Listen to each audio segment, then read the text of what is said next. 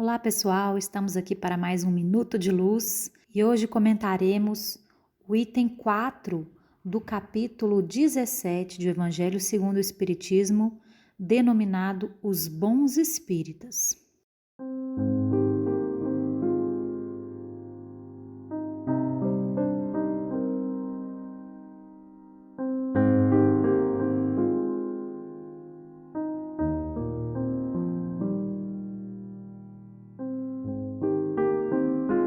Os bons espíritas.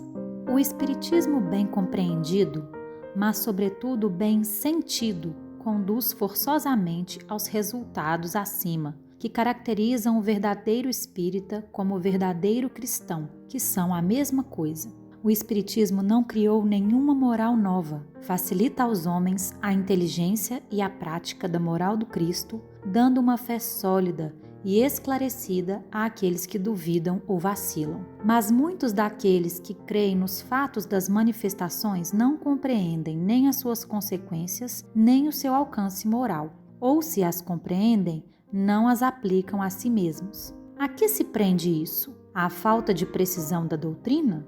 Não, porque ela não contém nem alegorias, nem figuras que possam dar lugar a falsas interpretações. Sua essência mesma é a clareza e é o que a faz poderosa porque vai direto à inteligência. Nada tem de misteriosa e seus iniciados não estão de posse de nenhum segredo oculto ao vulgo.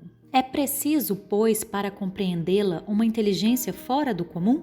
Não, porque se veem homens de uma capacidade notória que não a compreendem, enquanto que inteligências vulgares, de jovens mesmo, apenas saídos da adolescência, apreendem com admirável exatidão em suas mais delicadas nuances. Isso decorre do fato de que a parte de alguma sorte material da ciência não requer senão olhos para observar, ao passo que a parte essencial exige um certo grau de sensibilidade que se pode chamar maturidade do senso moral, maturidade independente da idade e do grau de instrução, porque é inerente ao desenvolvimento, num sentido especial, do espírito encarnado. Em alguns, os laços da matéria são ainda muito tenazes para permitir ao espírito se libertar das coisas da terra. O nevoeiro que o circunda lhes furta a visão do infinito. Por isso, eles não rompem facilmente nem com seus gostos, nem com seus hábitos, não compreendem alguma coisa melhor do que aquilo que têm. A crença nos espíritos é para eles um simples fato, mas não modifica senão pouco ou nada as suas tendências instintivas. Numa palavra, não veem senão um raio de luz insuficiente para conduzi-los e lhes dar uma aspiração poderosa capaz de vencer os seus pendores. Eles se apegam aos fenômenos mais do que à moral, que lhes parece banal e monótona. Pedem aos espíritos para iniciá-los sem cessar nos novos mistérios, sem perguntarem se tornaram dignos de penetrarem nos segredos do Criador. Esses são os espíritas imperfeitos, dos quais alguns permanecem no caminho ou se distanciam dos seus irmãos em crença, porque recuam diante da obrigação de se reformarem, ou reservam suas simpatias para aqueles que partilham suas fraquezas ou suas prevenções. Entretanto, a aceitação do princípio da doutrina é um primeiro passo que lhes tornará o segundo mais fácil numa outra existência. Aquele que pode ser, com razão, qualificado de verdadeiro e sincero espírita, está num grau superior de adiantamento moral. O espírito, que domina mais completamente a matéria, lhe dá uma percepção mais clara do futuro. Os princípios da doutrina fazem vibrar nele as fibras que permanecem mudas nos primeiros. Numa palavra, ele é tocado no coração. Também é a sua fé inabalável. Um é como o músico que se comove com certos acordes, ao passo que o outro não ouve senão sons. Reconhece-se o verdadeiro espírita pela sua transformação moral e pelos esforços que faz para domar as suas más inclinações. Enquanto um se compraz em um horizonte limitado, o outro, que compreende alguma coisa de melhor, se esforça para dele se libertar e sempre o consegue quando tem vontade firme.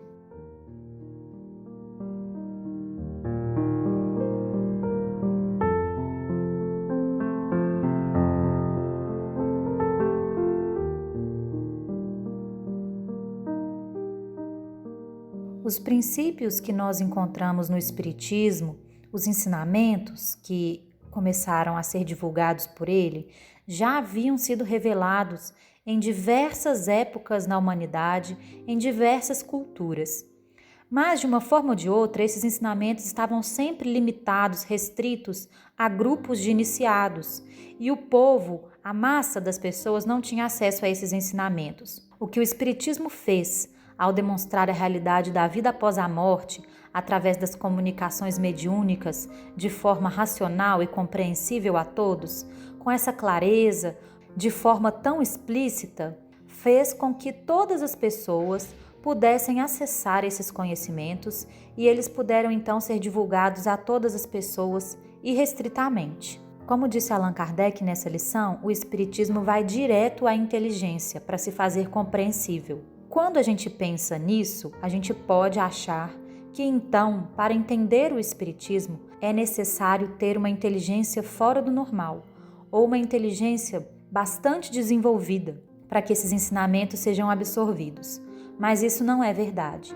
Kardec também explica que, apesar de o Espiritismo ter essa via de entrada pela razão e pela inteligência, a sua compreensão, a compreensão da essência do Espiritismo, passa muito mais pelo desenvolvimento do senso moral, o que ele chama de maturidade do senso moral. E essa maturidade do senso moral não está relacionada à instrução material que nós possamos ter nessa encarnação, não está relacionada à nossa idade nessa encarnação.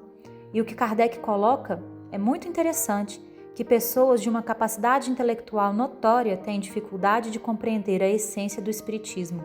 E às vezes, jovenzinhos saídos da adolescência conseguem compreender os aspectos morais do Espiritismo, que são a sua essência. Então, em dois momentos, Allan Kardec destaca o que faz com que esse senso moral esteja desenvolvido. Onde é que ele toca quando essa pessoa consegue compreender a essência do Espiritismo? No início da lição, ele diz que o Espiritismo bem compreendido, mas sobretudo bem sentido, conduz aos resultados acima. Ele está falando do homem de bem, que é o item anterior, que também vale muito a pena ser lido. Mas então, olha só, as características, as virtudes do homem de bem, do cristão verdadeiro, do espírita verdadeiro, que é a mesma coisa, é preciso ter o Espiritismo bem sentido e não só bem compreendido. Ele usa o sobretudo antes do bem sentido. Em outro momento, lá no final, ele diz que o espírita sincero e verdadeiro é aquele que é tocado no coração. E ele faz a alegoria da música, do som. O som, para aquele que não tem o senso moral desenvolvido, é só um barulho. Mas para o espírita verdadeiro, aquele que está empenhado em se transformar moralmente, o som é uma melodia que toca o seu coração, que faz vibrar a sua alma. Então, existem esses dois aspectos. O Espiritismo precisa ser estudado, precisa ser compreendido intelectualmente, sim, porque ele é uma doutrina que foi concebida a partir de observações racionais de fatos. Mas a essência daquilo que o fato revelou, o desdobramento moral da revelação da vida eterna, traz consigo consequências morais importantíssimas e que só são compreendidas em sua essência se forem sentidas com o coração. A razão nos leva até um certo ponto e o coração faz o caminho restante, que é o da transformação moral das pessoas, da nossa transformação moral.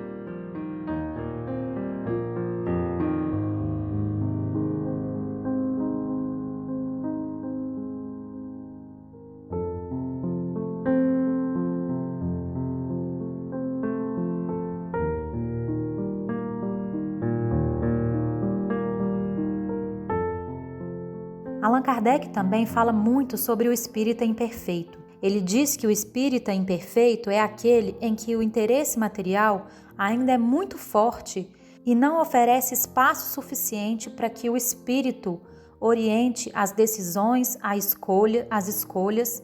Nesse caso, ele coloca que o nevoeiro que o circunda lhes furta a visão do infinito. Então, a matéria dominando a visão dessa pessoa, que pode ser um de nós, que pode ser todos nós, na verdade, faz com que a gente tenha pouca força para modificar aquilo que nós precisamos modificar dentro de nós. Ao contrário, o espírita verdadeiro encontra em si a força moral de fazer as transformações que precisa. A doutrina espírita não é só um conhecimento que ele guarda, mas ele faz emprego cotidiano desses ensinamentos. Eu creio que todos nós aqui na Terra, com raríssimas exceções, somos espíritas imperfeitos. Espíritas que entendem a realidade da vida após a morte, que em alguma medida compreendemos as consequências morais da vida eterna, mas ainda temos pouquíssima força de transformação das nossas características de personalidade assim mais profundas. Isso não é para nos desanimar, isso é para nos trazer consciência das nossas dificuldades, e a lição de hoje vem exatamente ao encontro dessa nossa fragilidade para nos fortalecer, para nos estimular, para nos fazer enxergar o quanto o infinito tem para nos oferecer. Se nós tirarmos esse nevoeiro que nos circunda, que a matéria traz, nós vamos ver o infinito das possibilidades que a realidade espiritual nos oferece, de transformação moral para nós e de conquista de uma felicidade interior que independe das circunstâncias e que pode nos fazer tão bem.